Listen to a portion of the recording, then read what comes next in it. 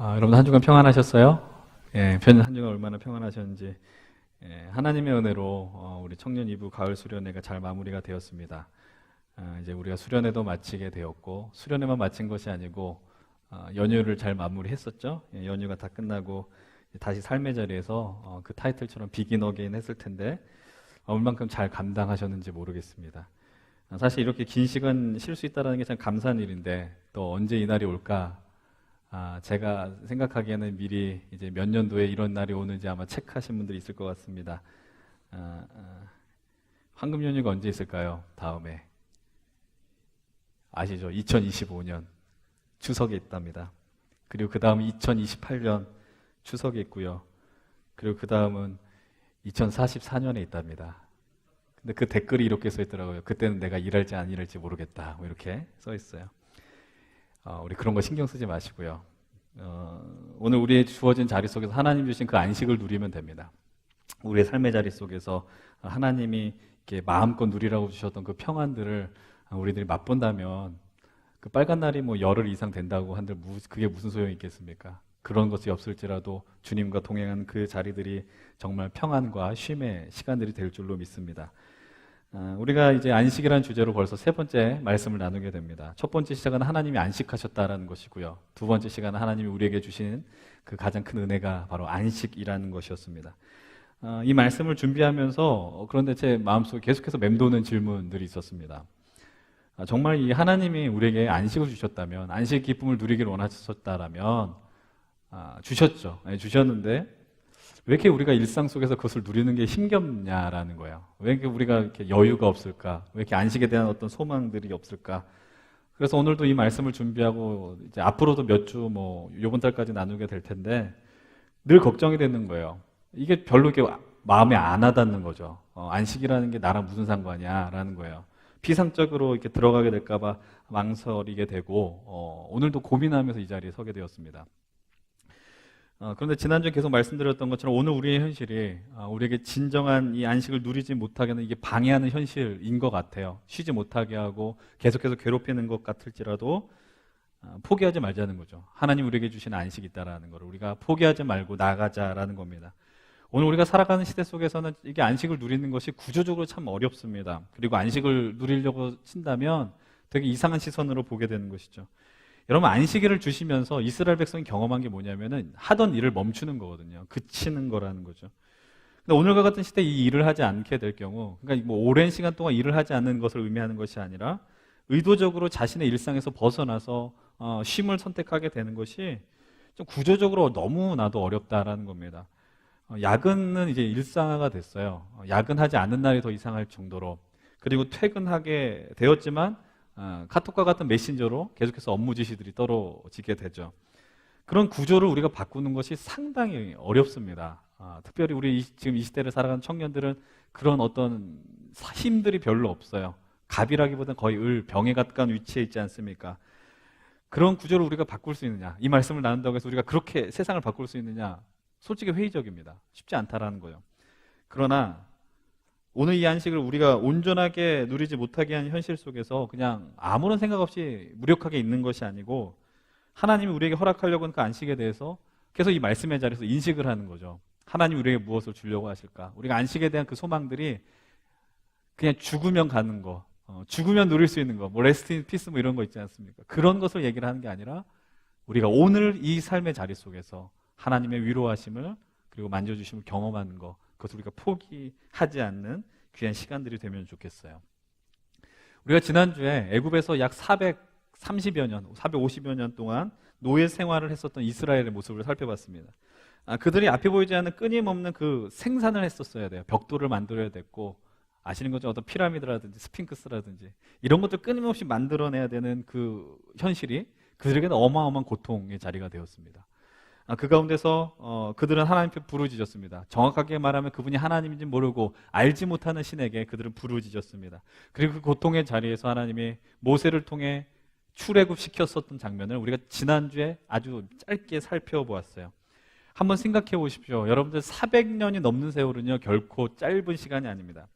여러분들 고려나 조선 왕조가 약 500년 정도뿐이 버티지 못했던 것을 여러분 기억하신다면, 그리고 지금 뭐 좀 지도자가 좀 그렇지만 그럼에도 불구하고 가장 막강한 나라라고 할 수 있는 미국 역시 건국된 지 300년이 안 됐단 말이죠. 그러니까 여러분 400년이라는 세월은 한 민족이 어떤 정체성을 갖고 어떤 문화를 형성하고 이러기에는 너무나도 충분한 시간이고, 그리고 그 습관을 바꾸는 것도 역시 쉽지, 바꿔지는 게 쉬운 시간이 아니라는 것을 우리는 이렇게 쉽게 상상할 수 있습니다. 이 말을 쉽게 하면 뭐냐면 그들이 아브라함의 자손이었어요. 구약 창세기 보면 아브라함의 자손인데 하나님의 언약을 받은 백성인데 그 사실을 기억하기보다는 애굽이라는 그 400년이 넘는 그 문화 속에서 바로라는 왕이 다스리는 이집트 문화 속에 너무나도 아무렇지 않게 순응하는 아주 충분한 시간이 되었다라는 것이죠. 여러분, 애굽이 어떤 곳입니까? 바로 왕이 다스리는 나라예요. 근데 그 바로는 그냥 한 왕이 아니에요. 신이에요. 태양신이었다라는 것이죠. 그들은 다시 말하면 우상의 문화에 아주 깊게 물들어 있었습니다. 하나님이 선택한 백성이었음에도 불구하고. 그런 그들을 향해서, 고통받고 신음당하는 백성을 향해서 하나님이 스스로 당신을 계시하셨어요. 드러내셨어요. 출애굽기 3장 14절을 통해서 하나님 뭐라고 그럽니까? 나는 스스로 있는 자라라고 이야기하시죠. 그 고통 속에 있는 백성을 향해 일방적으로 자신을 드러내주셨습니다. 그런 하나님을 이스라엘 백성이 만나게 되는 것이죠. 근데 누굴 통해서 만나게 되는 거예요? 어느 날 모세와 아론이라는 그 사람들이 와서 하나님이란 분이, 스스로 있는 분이 나를 너희들에게 보내셔서 너희들을 이 고통 속에 건져내겠다라고 선언하게 되었다라는 겁니다. 그들이 무자비한 노동의 현장에 있었습니다. 고통 속에 부르짖었습니다. 근데 모세와 아론이 등장했을 때 그들이 어떠한 태도로 있었을까요? 격하게 반응했을까요? 우리가 부르짖었더니 하나님이, 우리가 그 알지 못하는 신이 우리에게 도움을 주시기 위해서 오셨다라고 생각했을까요? 아니요, 격하게 환영할 수 없었습니다. 왜냐하면 그들이 이야기하는, 모세와 아론이 이야기하는 하나님이 누구인지를 이스라엘 백성들이 알리만무했기 때문이에요. 그래서 하나님이 출애굽 현장 속에서 가장 먼저 나타내셨던 역사가 뭐냐 하면 바로 출애굽기 7장부터 12장까지 나오는 10가지 재앙입니다. 바로 나일강을 피로 변하게 하고 개구리 재앙, 이재앙, 그리고 어둠 재앙까지. 여러분들, 이 사건들은요, 단순히 하나님이 기적을 베풀어 주셔서 그들을 이 죽음 속에 건져 주셨다라는 그런 의미를 뛰어넘게 하는 사건이죠. 이 10가지 장에 등장한 모든 상징물들은 다 이집트의 신들이었습니다. 나일강도 하나의 풍요의 신이었고, 개구리 신, 소, 모든 어둠의 신, 모든 것들이 다 있었다라는 것이죠. 근데 그들의 능력을 무력화시켜버리는 게 누구예요? 바로 스스로 있는 여호와, 야훼 하나님이었다라는 거예요. 이 10가지 사건을 통해서 이스라엘 백성들은 우리가 그분이 누군지 알지 못하나 우리가 지난 세월 동안 이 이집트의 우상, 그 신이라고 믿었던 자들이 아주 쓸모없는 것으로 변화되었다는 것을 그들의 인생의 그 눈 앞에서 목격하게 되었다는 겁니다. 그 어마어마한 신 앞에서, 스스로 있는 자 앞에서 그들이 두려워하지 않았을까요? 근데 문제는 뭐냐면 그들이 그런 가운데서 출애굽을 했잖아요. 출애굽을 했는데 여전히 그들은 애굽에서 살아온 습관들 안에 있었다라는 사실입니다. 그들의 문화의 영향력 아래 있었다라는 거예요. 여러분, 우리가 너무나 잘 알고 있는 그 왕자와 거지 동화를 한번 생각해 보십시오. 거지의 삶에 이렇게 오랜 시간 물들어 있었던 그 사람이 어느 날 하루 갑자기 깨끗이 목욕하고 옷을 갈아입는다고 해서 왕자의 그 행위들이, 어쨌든 습관들이 익숙했겠습니까? 전혀 그렇지 않다라는 겁니다. 그걸 떠나서 우리들이 예수 그리스도를 알게 되었고 예수께서 우리를 향해서 베푸신 놀라운 역사를 우리가 만나게 되었을 때 큰 기쁨과 감격이 있잖아요. 그러니까 우리가 이 예배의 자리에 있다고요. 그런데 문제는 뭐냐면 우리의 옛 습관들이 여전히 우리를 지배하고 있다는 거예요. 하나님을 사랑한다라고 이야기하지만, 내가 예수 그리스도를 닮기를 원한다고 하지만 하루아침에 굳이 변화되느냐? 그렇지 않아요. 왜냐하면 그 전에 있었던 그 악한 습관들이 오늘도 우리를 지배하고 있기 때문이죠. 하물며 400년이 넘는 세월입니다. 400년이 넘는 세월, 애굽의 문화 속에 살았던 그들이 하나님의 통치 아래, 말씀 아래 하루아침에 변화되어 살아간다는 것은 거의 불가능에 가까운 일이었습니다. 그들이 애굽의 신들을 무력하게 하고 홍해를 갈러 그들을 바다로 인도하신, 건너게 하신 그 하나님의 능력을 맛보았음에도 불구하고 여전히 마음속에 뭐가 있는 거예요? 애굽의 다스림, 애굽에서 있었던 문화, 그런 습관들이 동일하게 있었다라는 겁니다. 근데 여러분, 그들이 경험했었던 그 애굽의 문화가 뭡니까? 노예 문화예요. 노예 문화. 노예는 자기 결정권이 없어요. 시키는 대로 해야 돼요. 근데 그들은 과중한 업무에 시달렸어요. 강제 노역에 시달렸다라는 겁니다. 그곳에서 그는 생산을 강요당했고 그 애굽에서 주는 그 음식물에 의존해야 했습니다. 하루하루 사는 게 너무 힘겨웠었던 인생들이었다는 것이죠. 그들을 하나님이 애굽에서 탈출시켜 주십니다. 그리고 1년의 세월 동안 하나님이 이끌어 주시고 시내산이라는 곳에 딱 머무르게 되었을 때 하나님이 주셨던 것이 뭐예요? 율법입니다. 하나님의 말씀이었어요. 근데 그 대표적인 말씀이 뭡니까? 십계명이죠. 십계명. 여러분, 오늘 우리가 선택한 이 십계명 본문입니다. 십계명은 출애굽기 20장과 이 신명기 5장에 등장하게 되는데 우리가 지금 오늘 10가지를 다 살펴볼 시간은 없죠. 여러분, 그러나 우리가 기본적으로 알아야 될 것이 있습니다. 그것이 무엇이냐? 십계명을 크게 두 가지로 나누지 않습니까? 첫 번째부터 네 번째 계명을 하나님을 향한, 하나님을 사랑하는 관점으로 해석해야 되는 계명이고, 그리고 다섯 번째부터 마지막 10계명까지는 이웃을 향한 사랑을 강조하는 본문이었다는 것을 우리가 십계명을 볼 때 쉽게 발견하게 됩니다. 그렇다면 하나님께서 왜 먼저 하나님을 향한 시선을 두게 하는 본문을 먼저 두게 했을까요? 여러분들 십계명의 첫 번째 계명이 무엇입니까? 여러분, 멀지 않으니까 5장의 말씀을 보면 그것이 금방 나오잖아요. 뭐라고 이야기를 합니까? 5장 7절의 말씀이잖아요. 뭐라고 이야기해요? 너는 나 외에는 다른 신을 두게 하지 말라라는 거예요. 두 번째는 뭐예요? 너를 나를 위해서 새긴 우상을 만들지 말라라고 요청을 하고 있습니다. 여러분, 나 외에 다른 신을 두지 말라라고 요청하는데 그들은 지금까지 누구를 섬겼어요? 바로를 섬겼어요. 바로는 태양신입니다. 태양신. 근데 그 태양신이라고 여겼었던 그 바로가 어디 앞에서 이렇게 무너지게 됩니까? 마지막 10가지 장에서 그 모든 것이 어둠으로 뒤덮이게 된다고요. 그냥 아무런 무력한 신이 되어버린 것이죠. 여러분, 애굽은 끊임없이 신들의 모습을 형상화시키면서 그 안에 있는 사람들한테 막 억압하는 겁니다. 신들의 모습들 보면 웃는 표정들보다 무서운 표정들이 훨씬 많잖아요. 우상을 통해서 그곳에 살아가는 이들, 노예로 살아가는 이스라엘 백성들에게 쉼이 없이 일을 하도록 하게 하고 끊임없이 고통의 자리로 몰아가게 하는 것이죠. 그리고 그것을 경험하는 것이 뭐예요? 불안과 그리고 그들에게 있는 그 강요였다라는 겁니다. 끊임없이 벽돌을 만들어야 하고요. 만들지 않으면 어떤 일이 벌어져요? 채찍으로 맞는 거예요. 여러분, 모세가 격분해가지고 애굽 사람을 죽이는데 왜 죽입니까? 그 히브리 노예들을 애굽 감독이 때리는 장면을 보고 분개해서 죽이지 않습니까? 그 다음날에 또 어떤 일이 벌어진지 아세요? 이 노동 현장을 보게 되면은 서로 고된 노동 속에 있는 사람들끼리 싸우는 거예요. 동족끼리 싸우게 된다라고요.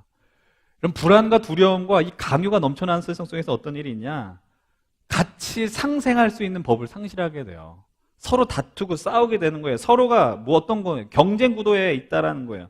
내가 생존하기 상대는 밟아야 되는 대상이 지나지 않게 되는 거예요. 그냥 이 불안과 두려움이 지배했던 사회가 시스템이 바로 애굽의 문화였다라는 것이죠. 이 애굽과 같이 절대적 권력이 있었던 자리, 그런 문화들은 당연히 불안과 그리고 강요와 두려움이 넘칠 수밖에 없습니다. 여러분들, 우리가 저 북녘 땅에는 북한 정권만 봐도 알잖아요. 아주 엄청난 권력을 가진 가장 위에 있는 사람이 있습니다. 근데 그들은 더 무서운 그 채찍으로 백성들을 다스립니다. 왜 그래요? 자신의 그 권력이 무너지게 될까 봐. 그 불안이 이 시대, 그 나라를 지배하게 되는 겁니다. 여러분, 이것은 신약 시대도 마찬가지입니다. 신약 시대, 로마 시대도 마찬가지예요. 로마 황제도 신이었다라는 거예요. 로마 황제를 주님이라고 부르지 않았습니까? 그토록 강력한 왕권에 있었던 사람들, 불안에 있었다라는 겁니다. 그 불안한 대표적 사건이 성경에 등장하는데 그게 뭐예요? 왕들이 계속 꿈을 꿔요.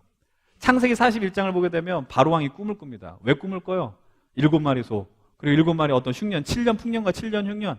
내가 갖고 있는 것에 대한 두려움이 계속 꿈에서 등장하게 되는 거죠. 다니엘서를 보게 돼도 마찬가지예요. 당시에 가장 강력했었던 느부갓네살 왕과 벨사살 왕도 꿈을 꾸게 됩니다. 왜 꿈을 꾸게 되는 그 공통적인 내용이 뭡니까? 자신의 힘이 잃어버리게 될까 봐 불안하게 하는 그런 꿈들을 갖고 있었다라는 거죠. 그런데 그런 압박 속에서 이스라엘 백성이 목격하는 게 뭐예요? 하나님의 인도하심과 하나님의 역사, 하나님의 위대하심이었다라는 거죠. 하나님이 이 십계명을 통해서 하나님이 하나님 되심을 드러내고 나는 질적으로 이 땅 위에 있는 다른 신들과는 다르다라고 선언하고 계시는 겁니다.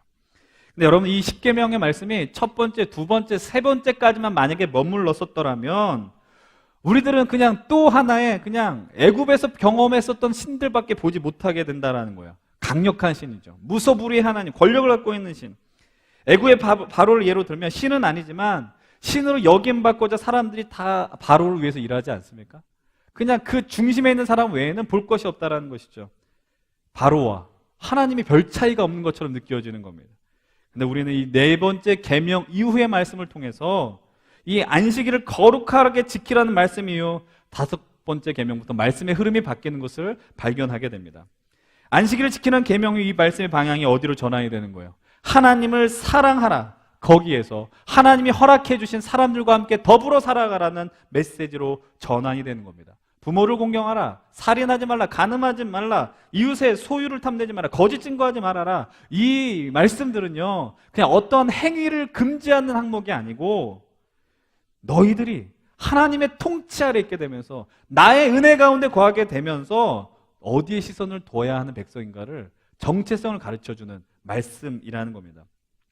오직 바로만을 보게 했던 애굽의 문화 속에서 출애굽을 허락하신 하나님은 질적으로 다른 하나님이시며, 그리고 그 이웃을 향한 그 연골고리의 말씀이 무엇이냐? 바로 이 안식일을 지킴으로 가능하다라는 사실이죠. 여러분, 이 본문의 현장을요, 상식선에서 한번 생각해 보십시오. 애굽의 문화에서 생존만을 위해 살아갔었던 이들이 이웃을 기억하는 것이 쉬운 일이었겠습니까? 당연히 그렇지 않습니다. 왜 그런지 아세요? 다시 말하자면 애굽에서는 쉼이 없었어요. 끊임없이 생산해야 된다고. 쉰다는 게 무엇인지 모르는 자들입니다. 쉰다라는 것 대신에 고통만을 누렸던 자들입니다. 노예였기 때문에 더 그러지 않았겠습니까?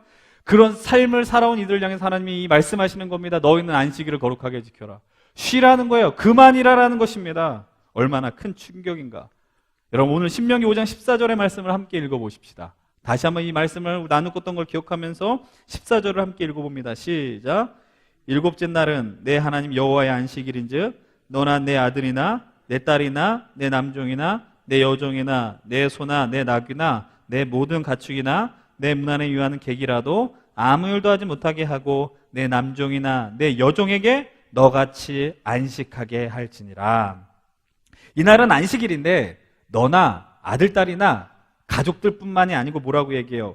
가축들까지, 동물들까지, 심지어 외부에 오는 손님들까지. 더욱 심각한 얘기들은 무엇이냐? 너희 안에 있는 남종과 여종까지 안식을 누리게 하라. 누구처럼? 너처럼 누리게 하라. 엄청난 메시지인 거예요. 안식하라. 우리는 누구만 안식하기면 좋아요. 나만 푹 쉬면 좋겠다고요. 근데 이 말씀 속에서는 함께 안식을 누리자라고 하나님 선언하고 있는 거예요. 이 안식이 의미를 주는 거는 너만 쉬고 놀라는 이야기가 아니라 너와 함께한 이웃들, 네가 속한 공동체의 모든 사람들과 누려야 되는 나의 축복이다라고 하나님이 선언하고 계시는 겁니다. 이 안식일을 통해 하나님이 이스라엘을 향해서, 그리고 오늘 이 예배 자리에 있는 우리를 향해서 강력하게 말씀하고 있습니다. 너희들의 시선이, 너희들의 힘듦이, 너희의 그 고통이 이 현실 속에 너희의 인생만 고통스럽다고 보는 것이 아니라 너의 이웃을 향하여 반드시 나가야 된다라는 것이죠. 근데 그 나가기 위해서 필요한 과정이 뭐예요? 안식하는 거예요. 근데 이 이야기들이 여전히 이해가 안 돼요. 내가 안식하는 거랑 이웃을 향해서 이 시선들이 나가는 거랑 과연 무슨 상관이 있냐라는 것이죠. 다시 한번 생각해 보세요. 오늘 우리가 안식을 누릴 수 없는 구조 속에 살고 있어요. 쉼을 택하면은 뒤처지는 것 같다고 말씀드렸어요. 좀 쉬면은, 여러분들 그것들이 이해가 안 되는 거예요. 요즘 여러분들은 아주 옛날 이야기가 됐습니다. 중고등학생들한테 주일은 공부하지 않습니다. 이런 거. CR도 안 먹힌다는 거 아시죠? 여러분들 중고등학교 기말고사, 중간고사 가면 예배 시간에 텅텅 빕니다. 그것을 우리들은 합리화하게 합니다. 그런 시대 문화 속에서 우리가 자라왔다고요. 어떤 일들이 있을 때 예배하는 거, 나중에 안식에 대해서 우리가 마지막 다룰 건 예배에 대한 부분이에요. 안식의 가장 최고봉은 하나님 앞에 예배하는 것이라는 거죠. 그것을 과감하게 포기하는 거예요. 왜냐하면 내가 그것을 놓치게 되면은 지는 거라고 생각을 하니까. 여러분들 우리가 계속 불안해하고 있습니다. 그런 행동 양식 속에서 남을 볼 여력이 있어요? 없죠. 나만 보게 된다고. 나만 보게 되는 거예요. 힘들어도 내가 가장 힘든 거예요. 여러분 열정을 다해서 일하는 건 참 귀한 일이에요. 좋은 일이에요. 근데 계속해서 그 목적이 내가 계속 올라가는 거죠. 밟고 올라가고 성공해야 되고 내 인생의 중단은 없어야 되는 것이고. 그런 삶에 어떻게 이웃을 향한 시선이 존재할 수 있어요? 존재할 수 없습니다. 그런 모습은 어떻게 보면 우리의 본능일지 모릅니다. 근데 그런 하나님께서 이런 시대, 이런 현실을 살아가는 우리를 향해서 쳇바퀴 돌던 그 자리를 멈추라고 오늘 명령하시는 겁니다. 더 나아가서 너희들의 시선이 너 인생만 보지 말고 사람을 향해서 가라고 말씀하고 있다고요. 이게 과연 무슨 의미입니까? 여러분 쉽게 생각하면 이거예요. 이웃을 향해서 시선이 가게 되는 사람들을 모습을 보면은 자기의 삶에 전력 투구하지 않습니다. 자기의 삶을 하찮게 여겨서 전력 투구하지 않는다는 말의 의미가 아니에요. 에너지와 힘을 쏟지 않아요. 그럼 그 힘의 방향이 어떻게 돼요? 흘러가요.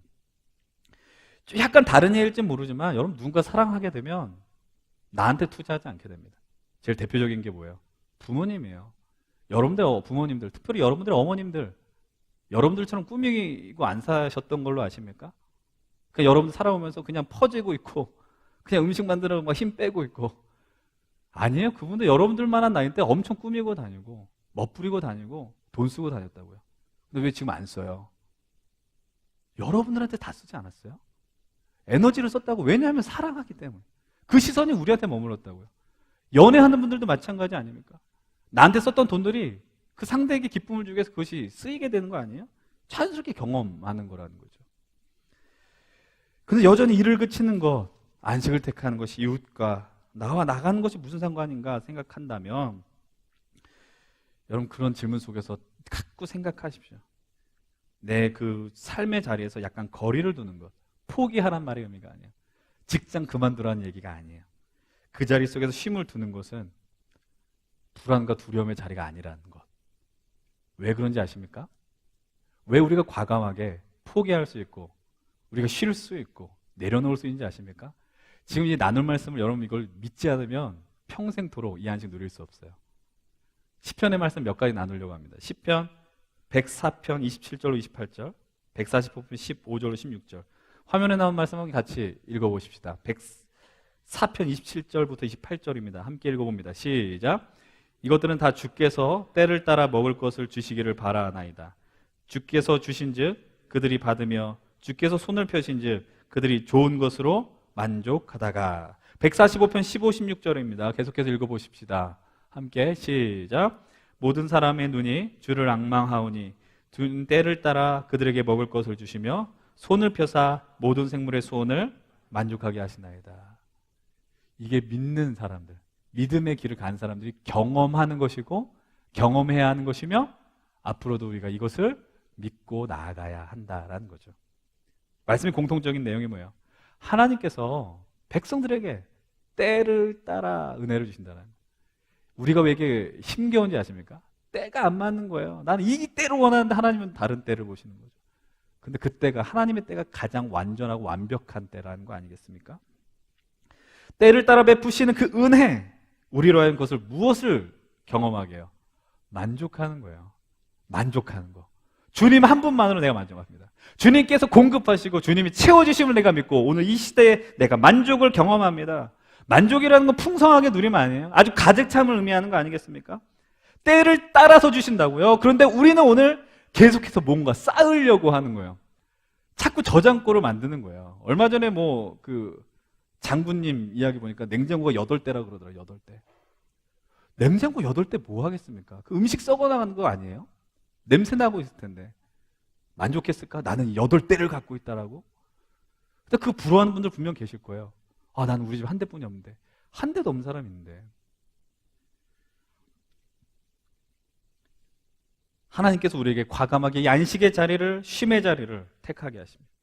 이 불안과 두려움의 자리를 떠나서 안식을 택하게 하시는 그런 요구하시는 이유는 내 은혜를 맛보라는 거죠. 내가 공급해 주는 거. 때를 따라 베풀어주는 은혜를 맛보라는 것이죠. 그 대표적인 현장이 광야에서 어디에서 경험돼요? 만나를 주실 때 경험되는 거예요.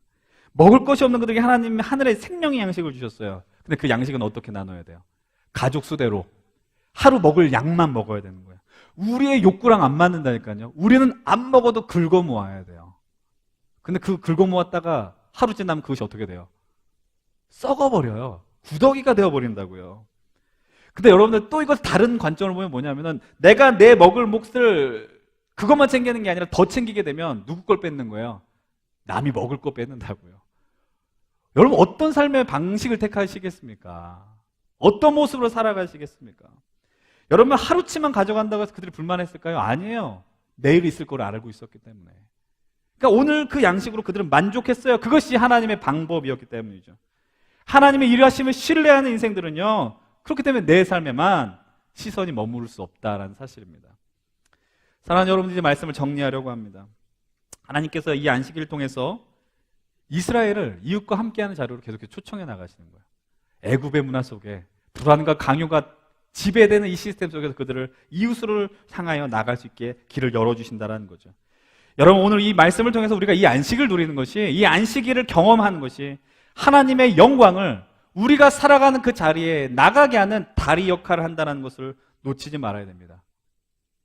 이 10계명 가운데 안식일이 왜 네 번째 위치에 있는지를 여러분 기억하셔야 돼요. 하나님을 사랑하고 이웃을 향해 나가기 위해서는 우리는 반드시 이 안식을 누려야 된다는 겁니다.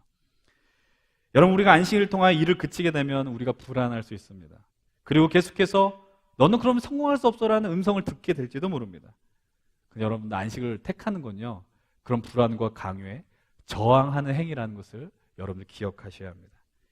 여러분, 이 시대를 외면하라는 게 아닙니다. 여러분 삶의 자리 외면하라는 이야기가 아닙니다. 그런데 그래도 우리 예수 믿고 사는 사람들이죠. 말씀을 붙들고 사는 사람들이죠. 하나님 나라를 사는 사람들이죠.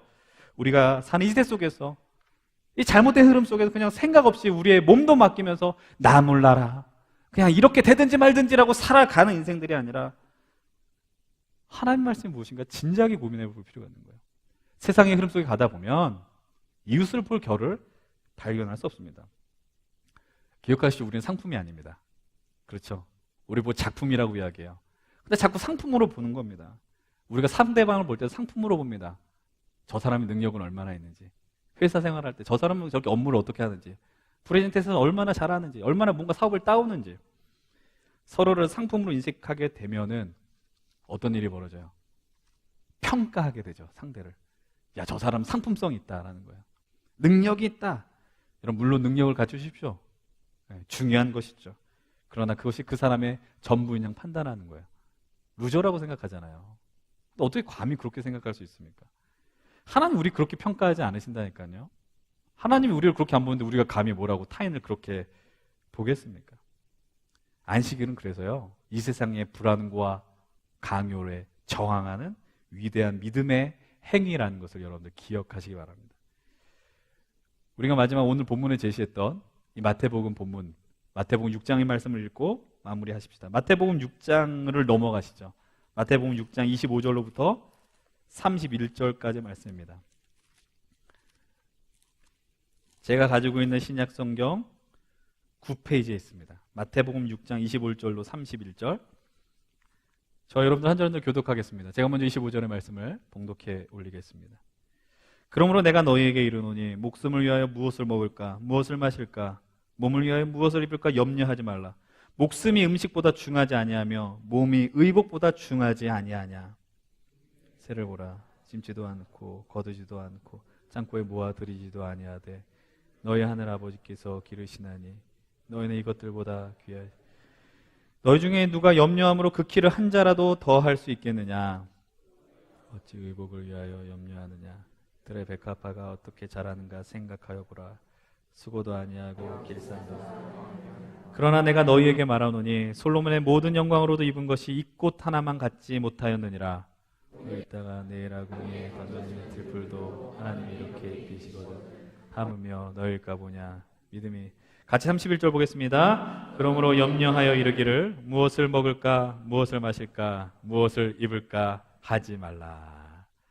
예수님께서 새와 백합화의 예를 드십니다. 그리고 우리에게 말씀하신 게 뭘까요? 아까 시편 말씀하고 똑같아요. 하나님 일하신다는 거예요. 하나님이 누구를 위해서 일해요? 우리를 위해서 오늘도 끊임없이 일한다라는 거예요. 우리 자꾸 무언가 내가 해야지 된다라고, 그리고 일이 이루어진다라고 생각합니다. 틀린 말은 아닐지 모르지만, 그러나 그 위에 하나님이 오늘도 우리를 위해서 일하고 있다는 사실을 우리들 놓치지 않기를 바랍니다. 자꾸 염려하지 마십시오. 불안해하지 마시고요. 무엇을 입을까? 무엇을 먹을까? 언제 무엇을 할까?